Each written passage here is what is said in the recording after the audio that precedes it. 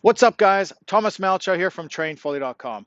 This video is dedicated to low back pain. I'm going to show you what some of the common risk factors are and actionable steps you can take to address each one. All right, guys, so low back pain is the most commonly reported injury among golfers, both amateur and professional. There's been a ton of research that's looked at this, and researchers have identified a few common risk factors. One risk factor is decreased hip internal rotation. So the way the body works is if you don't have enough mobility in one area, your body will take mobility from another area. So if you have limited internal rotation in your lead hip, then your body will take mobility from your low back. And you'll end up with excessive flexion and rotation in your lumbar spine, which creates instability, which leads to inflammation, pain, and possible injury. So if you're struggling with low back pain, part of your rehab should be directed towards improving your hip internal rotation. I've made a few videos showing you how to do that, and I've provided links to them in the description below. Another risk factor is an underactive intrinsic stabilization subsystem, which is commonly referred to as the deep core. Contraction of the deep core aligns and stabilizes the lumbar spine, which reduces pain and protects you from injury. So if you're suffering with low back pain, part of your rehab should be directed towards improving the activity and reactivity of the deep core. I've made a video showing you how to do that, and I've provided a link to it in the description below. All right, guys, so now to the topic of this video. Abdominal weakness and gluteus medius weakness are both strongly correlated with low back pain. Let's focus in on the abdominals. There are different layers to the abdominal musculature, and each layer has a different orientation. Front and center, we have the rectus abdominis. This is fairly superficial, lying just underneath the skin, adipose tissue, and a fairly complex fascial sheath. Because of its line of pull, it's the primary flexor of the thoracic and lumbar spine. On the side and front of the abdomen, we have the external obliques. Because of their line of pull, they're the prime mover for contralateral rotation.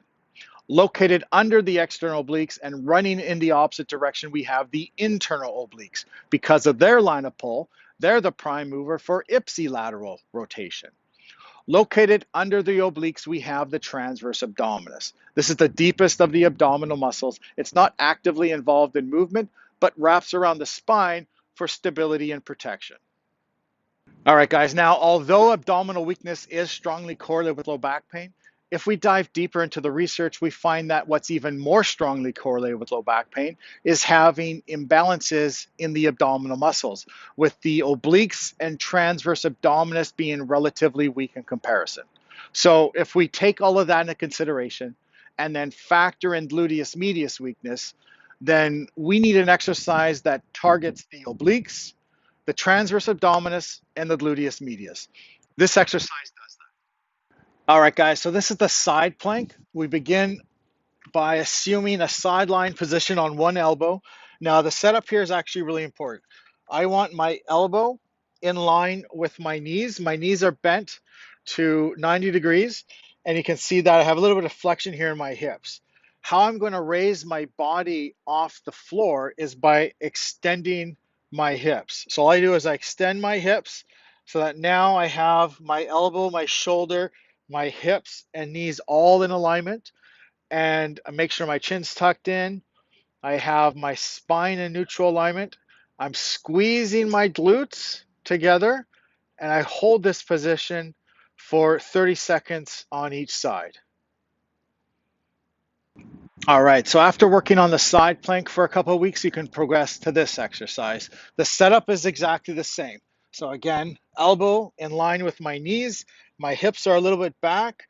I extend my hips, squeeze my glutes, chin's tucked in, and now from here, I just straighten my bottom leg and I'm holding it about a few inches off the floor, and my foot is a little bit behind the midline of my body. So I have a little bit of hip extension in my top hip. Again, I would hold this for 30 seconds on each side. All right, so after working on that exercise for a couple of weeks, you can progress to this one. Again, the setup's the same. Assume a position on one elbow, elbow in line with the knees, drive the hips forward, top leg straightens, top foot is slightly behind the midline of your body, and now we're going to do leg abductions. And we will do 12 to 20 leg abductions on each side. Again, making sure your foot stays slightly behind the midline of your body.